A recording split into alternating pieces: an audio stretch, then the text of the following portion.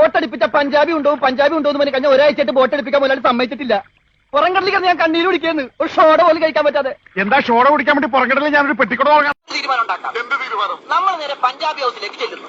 ഹരിയാനക്ക് boat വിട്ട് തരാൻ പറയുന്നു. എന്നിട്ട് അപ്പൊ ഒരു ബോട്ട് വിട്ട് തരില്ല എന്ന് പറയുന്നു. അപ്പൊ ഒരു തീരുമാനമായി. തന്നില്ലെങ്കിലോ? കിടപ്പുറ ഇളകും, കുത്തിപ്പിടിച്ചു വാങ്ങും. ഡാഡി നിനക്കറിയാമോ? അത് മമ്മിക്കറിയാലോ. മമ്മി നിനക്കറിയാലേ? അത് ഇവനറിയാലോ. ഇവനാരടാ? അത് അവർക്കറിയാലോ. ആർക്ക്? ഡാഡിക്കും മമ്മിക്കും. അപ്പൊ മുതലാളിക്ക് ഇത്ര നേരമായിട്ട് മനസ്സിലായില്ലേ?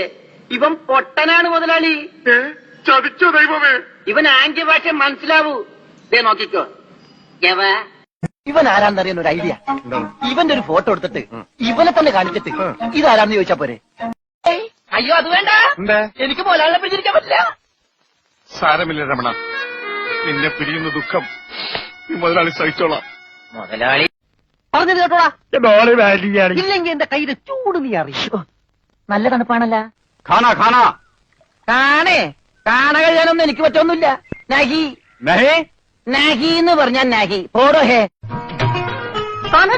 ഞാൻ ചപ്പാത്തി കഴിക്കാറില്ല, ചോറാണ് തിന്നണത്. അതുകൊണ്ട് എനിക്ക് ഹിന്ദി അറിയാനും പാടില്ല. എനിക്ക് ചപ്പാത്തി നഹി നഹി. എനിക്ക്